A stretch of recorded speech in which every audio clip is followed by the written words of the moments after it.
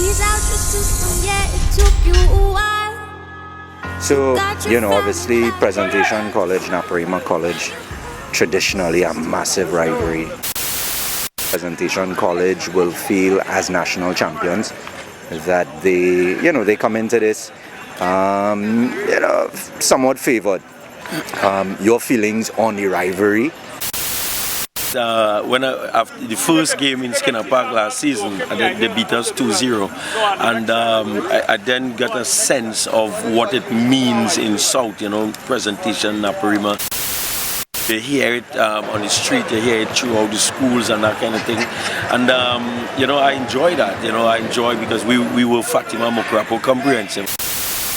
Cooper, I know him for a long time, national coach. He's been doing a good job with that group. I think he's lost a couple of very seasoned and experienced players. I think next year might be a real year, but in saying that, I think I'm backing the guys to do really well. I'm backing the guys to come out in the first three in this league.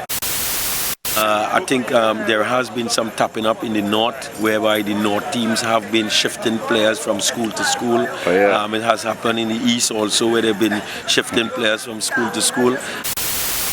The culture with Naparima is not like that. You actually have to pass for the school. Right. You have to have your passes and stuff. So you're saying that as far as you're aware of, a school like Presentation College is not necessarily following that criteria in terms of having players who, academically qualify to get into presentation? I don't know actually, because I don't want to say about information I don't have. I know about the North teams, but I really don't know about Pres, so I don't want to cast explosions on people, and I don't know the dynamics of it really. And add maybe to the fire and flame the fire of the rivalry. But what I can say is that it's disheartening to hear that schools are doing this type of thing.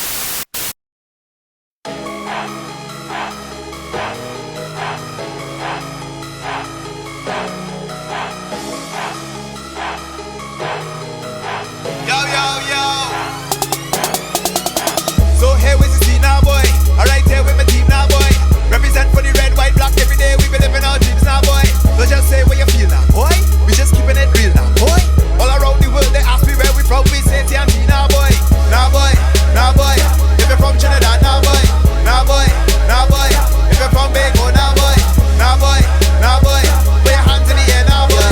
Now, boy. Now, boy. Put your drinks in the air now, boy. Hey, come here, see now, boy. As far as this season goes, how do you think things have gone so far regarding pre-season? Well, we came in, me and the staff that I had picked, we came in about a year ago. We worked for about 6 months with them initially, and you know how that the colleges leagues go, so we had a break. Right. And then we came back about 2 months ago now and started a pre-season.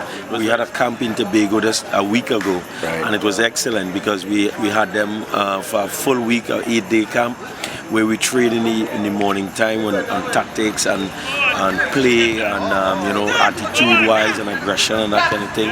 And then we play the games in the afternoon. We played really good games because we played Super League teams. Yeah. So I saw the transformation from the group, from the first day that we got there to the last day that we actually played. Where it combinated, we won the game 4-0. And we've been striving for clean sheets, but we've been playing more experienced teams. So I wasn't disappointed in none of the performances from the boys. We moved the ball well, with aggression, to press as a team was good. The overall attitude of the guys was tremendous in the camp, and I think we can only build from that. What are your feelings on the new format as it pertains to this season coming up? I welcome it. The only problem I have, I thought that it should have been home and away. Right. Having one wrong, you don't have much time to recover. And I think it's only fair for the kids to start to play that home and away kind of format where they could go in a different environment. Right. So some teams may play one home game, but against that same opposition, they can't go by them and play the game. And I think you look at international football, even the college game in America, you have that home and away format, and I think that we should put that in them from now. It's unfortunate, but that's the only thing that I would complain about. So Angus, as a coach who's acquired tremendous experience here in Trinidad and Tobago, having coached national under 23 team, played against the likes of Mexico, who actually went on to win the Olympics in London, if I'm not mistaken. Yeah. As somebody at the forefront of in some ways, youth development, or somebody who's worked a lot with young players, what are some of the things you've noticed that young players today are doing well or need to focus on? Young players are very distracted nowadays. You remember, Anthony, in our time, we used to be on the pitch morning and afternoon. I think the kids have so much distractions going on right now, especially with the Facebook and the Twitter and all that. Right. So we're competing with these social networks and all these games and and all that kind of thing. Right. We as coaches must make the trainings enjoyable, but at the same time beneficial for the boys. They must want to come and train. They must want to be there, right, and not just, banging them and have them running and that kind of thing. We must make the training interested. Right. I think the biggest problem for me is the kids not being to express themselves. Too much youth coaches overcoach, right, and we don't let them express themselves. We want to make every pass, we want to think.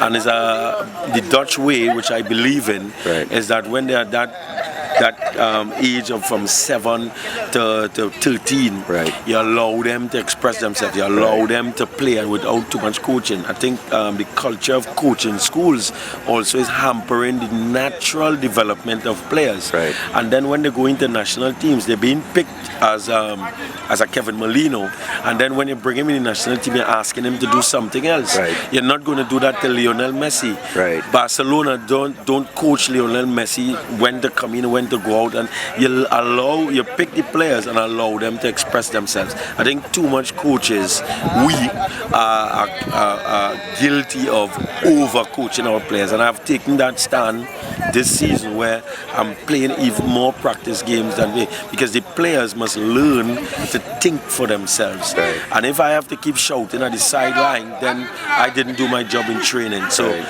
I want to be one of the coaches now to allow the players to express themselves in the final third. In the defensive and the build-up area, we want to play football and then let them go and express their natural ability in the final third. But for a young player maybe at Naparima College, so a guy who's just gotten into Naparima College, has aspirations of playing with the championship team, playing in Intercol, what are some of the things that you would look for in players in particular that make a very good impression on you, players that you feel in time can step up to that level? Manliness. Right. You want to see a player that has this sort of arrogance, a good arrogance, where he wants the ball, he wants to play, he wants to be involved. You don't want a shy player. You want a player who has something about him, and you see when the other players don't give him a pass and he tell them off. This is what I look to see, because that will transfer into the game, and it will give the other players a sense of belief, because nobody judges you better than your peers. Sure. And if the coach can say what he wants, but when your players can say, hey, this guy could play, man, this guy could run off the ball, this guy knows what to do, then the players naturally gravitate to him.